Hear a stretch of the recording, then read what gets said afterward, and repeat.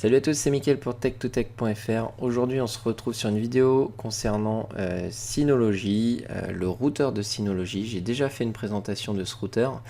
Aujourd'hui, on se retrouve ensemble puisque ce routeur vient d'être mis à jour ce matin. J'ai pas encore eu le temps de faire la mise à jour, donc on va la faire ensemble. Cette mise à jour apporte un bon nombre de nouveautés. On va les découvrir ensemble. Je vous refais pas tout de suite le tour de l'interface puisque vous devriez déjà la connaître si vous avez vu mes précédentes vidéos. Donc on va passer tout de suite à la phase de mise à jour. Pour mettre à jour, on va dans Administration et ici on va voir que on va avoir la possibilité de lancer la mise à jour pour SRM 1.1. Donc SRM, c'est le système d'exploitation du Synology, du routeur. Donc c'est tout simplement Synology Router Manager, je crois. Et du coup, on peut télécharger la mise à jour. Donc dans cette mise à jour, quelques nouveautés. Ça me fait plaisir puisque je vous avais dit que lors de la précédente vidéo, que l'intérêt justement que j'avais à prendre un Synology, c'était la fréquence des mises à jour. J'étais persuadé qu'ils n'allaient pas laisser tomber leur routeur et c'est vraiment le cas. On voit arriver très fréquemment des mises à jour et puis là c'est une mise à jour pas majeure puisque c'est pas la 2.0 mais elle apporte tout de même un sacré nombre de nouveautés. On va voir ça ensemble une fois que le téléchargement sera terminé. Donc l'idéal, c'est que je vous retrouve juste après le téléchargement et l'installation de SRM 1.1. Donc le téléchargement est terminé, on va passer à la mise à jour. Le téléchargement a été plutôt rapide, il y en a pour quelques minutes. On clique sur mettre à jour maintenant. Alors, il faut savoir bien évidemment que ça va couper la connexion internet du domicile ou de l'entreprise où vous avez installé ce Synology. Donc pas d'inquiétude, il faut juste prévoir un petit downtime. On se retrouve une fois que le SRM a été mis à jour. Donc nous revoilà sur l'interface du Synology Router.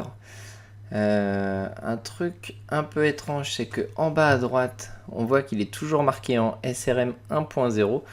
J'imagine que c'est un bug, mais peut-être que la mise à jour n'a pas fonctionné. On va voir ça tout de suite puisque on va s'authentifier et on va aller vérifier la version du Synology Router et on voit qu'on est bien en 1.1. Donc effectivement en bas à droite il y a une petite bourde de la part de Synology, rien de grave. Donc on va refaire rapidement un petit tour du propriétaire. Donc je ne vous représente pas Synology, cependant vous allez retrouver tous les réglages réseau de votre routeur depuis le centre réseau. Ici donc on peut voir donc notre adresse IP, le serveur DNS et également le statut des connexions Wi-Fi. Le Wi-Fi a été largement amélioré. Il était déjà très puissant puisque il y avait la fonctionnalité de beamforming qui permet finalement de cibler un périphérique, c'est-à-dire que toutes les antennes se dirigent vers le périphérique en question pour lui envoyer le plus de patates possible. Là on retrouve également une nouvelle fonctionnalité au niveau du Wi-Fi, c'est ce qu'ils appellent le Smart Connect. Je ne sais pas si du coup on va pouvoir voir, voilà, la nouvelle fonctionnalité ici. Donc on voit qu'elle est désactivée, c'est tout à fait normal puisque c'est une fonctionnalité qui n'existait pas sur SRM 1.0. On va pouvoir l'activer et vous voyez que tout de suite ça passe seulement sur un réseau au lieu de deux au préalable. Nous avions avant un réseau 5 GHz et un réseau 2,4 GHz. Donc pour rappel, le 5 GHz est plus puissant mais à une portée moindre, alors que le 2,4 a une portée bien plus importante mais est moins, vous avez une bande passante moins bonne. Du coup ici ce qu'on appelle le Smart Connect, c'est donc ici appelé connexion intelligente, c'est ce qui va vous permettre d'avoir une connexion qui va s'adapter à votre lieu. Si vous êtes loin des antennes, vous passerez en 2,4 GHz. Et à contrario, si vous vous rapprochez de votre routeur, vous passerez directement aux 5 GHz et vous aurez une bande passante bien meilleure. Donc on retrouve toutes les mêmes fonctionnalités qu'avant. On va pouvoir changer le SSID si besoin, le mot de passe et appliquer les paramètres. Je ne vais pas le faire tout de suite, sinon ma femme risque d'être embêtée puisqu'elle utilise actuellement le Wi-Fi. Mais voilà la fonctionnalité de Smart Connect. En nouveauté, on a également le Smart One. Donc si on va, j'imagine, dans l'onglet Internet, alors il faut que hop, alors voulez-vous quitter? Oui, forcément, si je lis pas la pop-up, ça le fait pas. Donc le Smart One, ça va vous permettre en fait de faire de l'équilibrage de charge, donc du load balancing, ou encore du basculement automatique de réseau, donc du failover.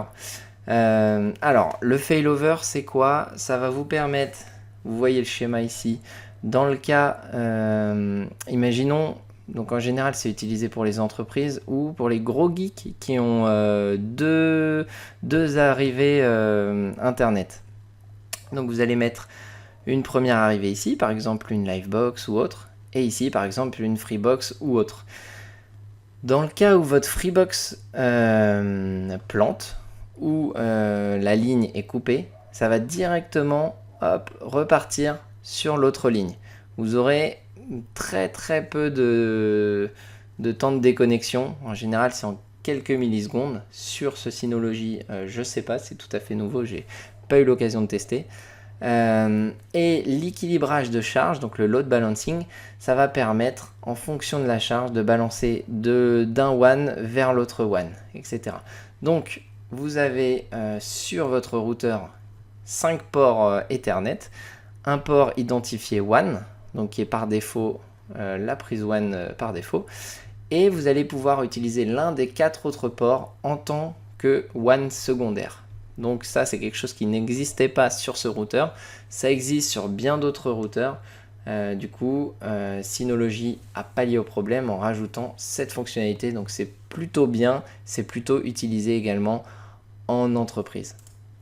On retrouve également une nouvelle fonctionnalité. Donc j'imagine que c'est là-dedans. Voilà, c'est le rapport de trafic.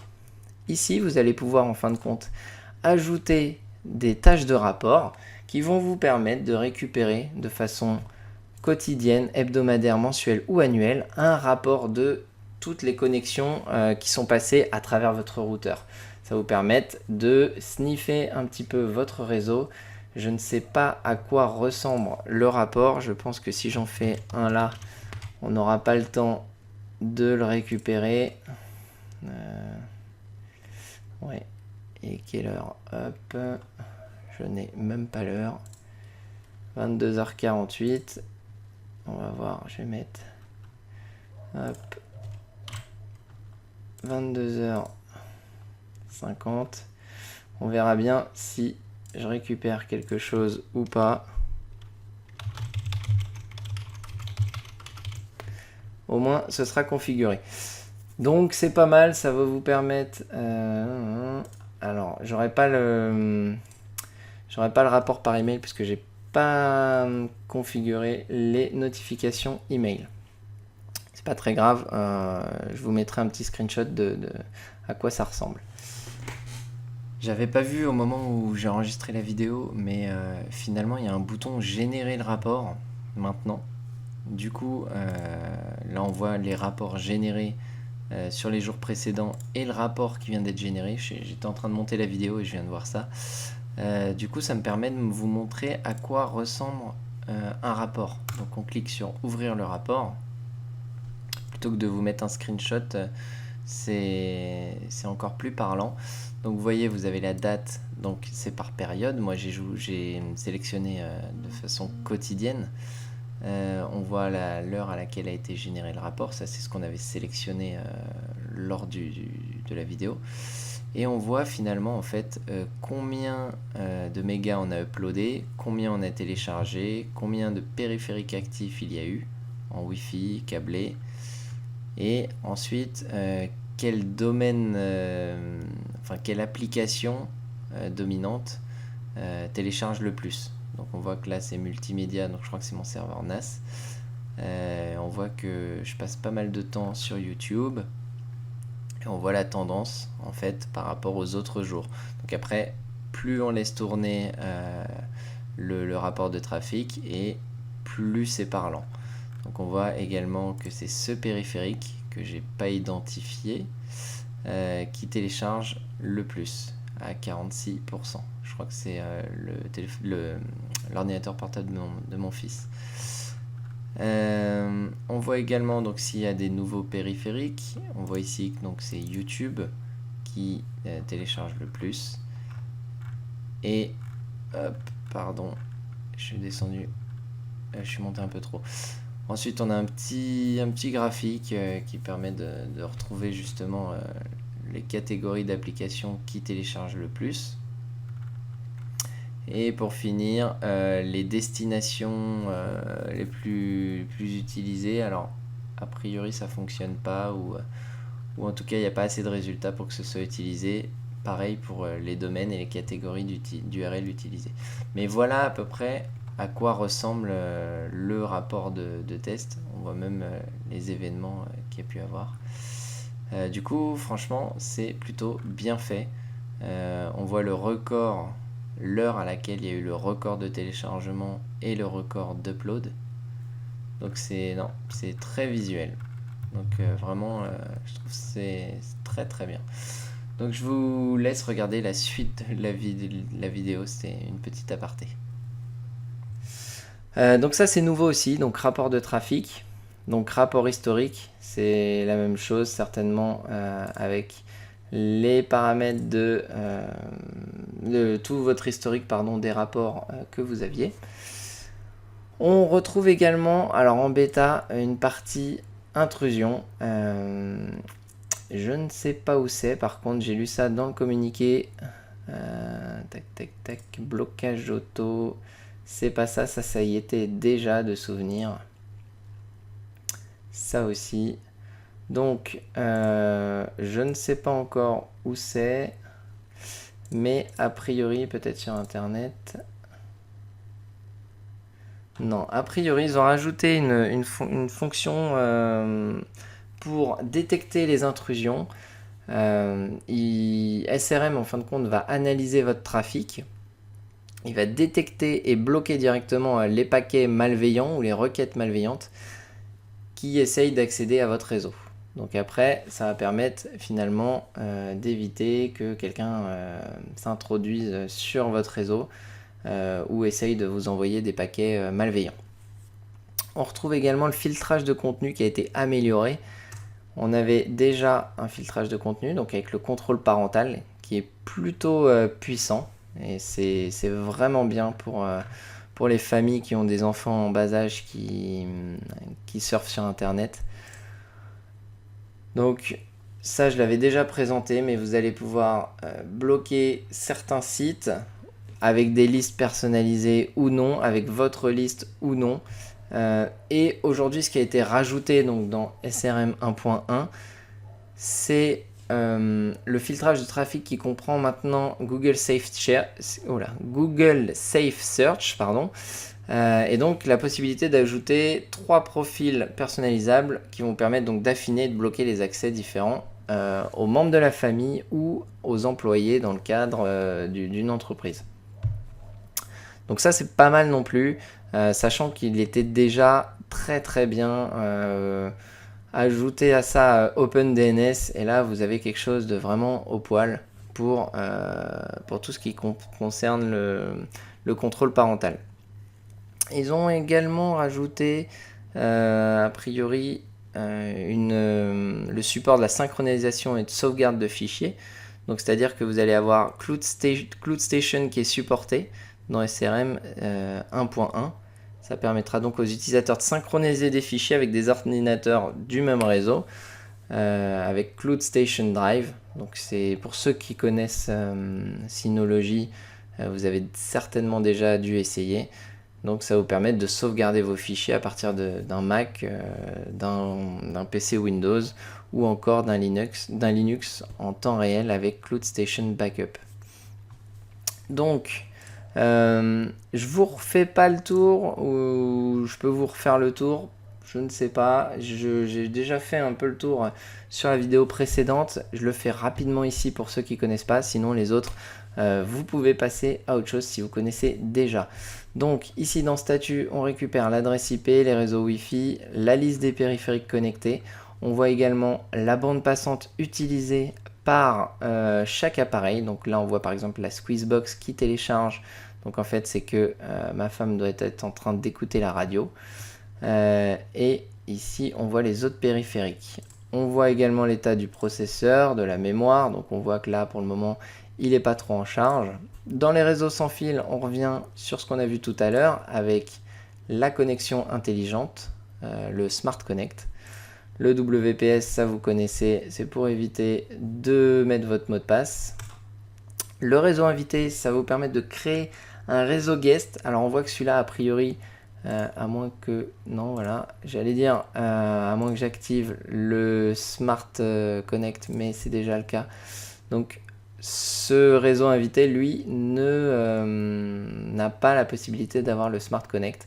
Mais le réseau invité va vous permettre donc de créer un réseau Wi-Fi connecté à Internet sans pour autant devoir le connecter à votre réseau local. Donc c'est vraiment intéressant, notamment si vous invitez des potes que vous ne connaissez pas trop, ou alors dans le cadre d'une entreprise, si vous avez des fournisseurs ou des clients qui viennent, vous allez pouvoir leur fournir un mot de passe réseau sans forcément qu'ils se connectent à votre réseau local. Donc c'est plutôt cool. Vous allez ici pouvoir filtrer les appareils avec leur adresse MAC, donc accepter ou refuser certains appareils. Donc sur la partie internet, on retrouve vos paramètres de connexion, le Smart WAN, donc l'équilibrage de charge ou le load balancing, enfin le load balancing ou le failover. Quick Connect qui va vous permettre d'avoir une sorte de DIN DNS, donc un DNS pour vous connecter rapidement à votre routeur sans forcément connaître l'adresse IP. La transmission de ports, donc ça pour ouvrir des ports vers l'extérieur. Donc on voit, moi j'ai mes caméras, mon NAS qui sont ouverts vers l'extérieur. Je ne vais pas rentrer dans tous les détails, la DMZ, 3G, 4G, je ne me souviens plus. Oui voilà, on peut insérer un dongle. Donc si vous avez un très bon réseau 4G chez vous, à ce moment-là vous pouvez mettre un dongle avec une puce 4G et ainsi booster votre connexion internet. Dans le réseau local, on va récupérer toutes les infos qui concernent le réseau local. Donc ça, c'est des infos que j'ai configurées au moment de la première configuration du routeur. IPv6, route statique, les clients connectés, les réservations DHCP s'il y en a. En général, moi je le fais directement sur le périphérique. Ça après, c'est au choix. Le contrôle parental, on l'a vu tout à l'heure avec les appareils connectés. Donc on voit les noms, c'est beaucoup plus facile. Par défaut, on voit les adresses MAC, mais ça vous pouvez l'éditer après. Et c'est pas mal. Le filtre web, donc pour bloquer certains accès sites web. Le contrôle du trafic, donc pareil, on voit les noms des périphériques et on va pouvoir, par exemple, activer sur le laptop de ma femme le beamforming par exemple. Bon là forcément il est câblé donc ça marche pas, il faudrait un appareil en Wi-Fi. J'en ai pas pour le moment a priori. J'en ai pas, mais on aurait pu utiliser le beamforming. On peut également voilà, bannir un PC, configurer la bande passante, donc plus ou moins élevée en fonction des PC, et mettre des PC en priorité élevée, c'est-à-dire que lorsque deux PC téléchargeront par exemple, celui-ci sera prioritaire au niveau de la bande passante. Donc là on récupère toutes les infos, on va pouvoir justement ajouter un appareil donc avec son adresse MAC, etc. Ici dans surveiller, on va pouvoir sélectionner un périphérique en question et voir la bande passante qu'il utilise.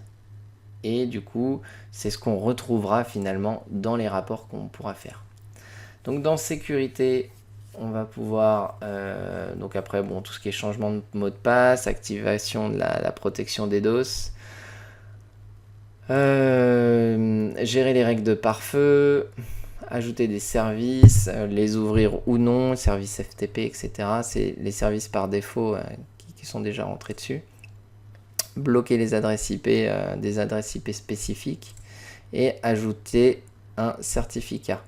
Il me semble que j'avais mis un certificat, mais apparemment, soit il a sauté, soit ce n'est pas le cas. Ah, ou c'était sur mon NAS, c'est possible, hein, Let's Encrypt. Notifications, donc moi je les ai pas configurées, mais il faudrait que je le fasse. C'est ce qui vous permettra de recevoir des notifications par votre routeur, en cas d'intrusion par exemple, ou pour recevoir, du coup c'est ce qu'on a vu tout à l'heure, les rapports. Et dans administration, on va pouvoir régler la fonctionnalité du routeur. Donc si c'est un routeur sans fil, si c'est juste une AP, etc. Mettre à jour votre SRM. Et ensuite, c'est tout plein de petits outils qui n'ont pas trop d'intérêt ici. Voilà pour le tour. Ensuite, on va retrouver le centre de paquets. Donc, on connaît bien des Synology. Donc, il n'y a pas beaucoup de paquets. Donc, voilà, je demandais tout à l'heure où se trouvait le système d'intrusion. Il est là finalement. C'est une application à télécharger. Sauf que il faut a priori mettre une clé USB. Certainement pour stocker le... Je vais aller un peu trop vite. Non, faut sûrement pour stocker l'application. Donc je ne peux pas l'installer pour le moment. Mais vous voyez, ça vous permet de monitorer finalement les intrusions, savoir combien il y a eu d'intrusions, si c'est des intrusions fortes, faibles, etc. Donc ça peut être pas mal du tout. Ensuite, hop, les autres applications, c'est celles qu'on connaissait déjà, VPN, DNS, Cloud Station, donc là c'est ce dont je vous ai parlé tout à l'heure, Download Station pour tout ce qui est téléchargement, ici pour faire serveur multimédia, et là pour un serveur d'authentification Radius. On a fait le tour, l'interface est quand même beaucoup plus légère que DSM, je veux dire en termes de fonctionnalité, mais par contre pour un routeur, on retrouve tout ce dont on a besoin sur un routeur, donc vraiment je conseille ce routeur. J'ai aucune action chez Synology, mais j'aime beaucoup leurs produits, et là encore une fois, pour avoir testé un bon nombre de routeurs, je peux vous dire que celui-ci, il est vraiment hyper simple d'utilisation. Mais à côté de ça, on a énormément de fonctionnalités. Donc, je vous invite à tester si vous pouvez le tester chez des amis ou autres. Et vraiment, je vous le conseille si vous êtes à la recherche d'un routeur avec plein de fonctionnalités et plutôt efficace et simple d'utilisation. Je vous dis à très bientôt puisque j'ai d'autres vidéos en tête. Et puis, je vous souhaite une bonne soirée ou une bonne journée en fonction de quand vous regarderez la vidéo. Parce que là, il fait très très chaud chez moi. Je vous dis ciao, ciao.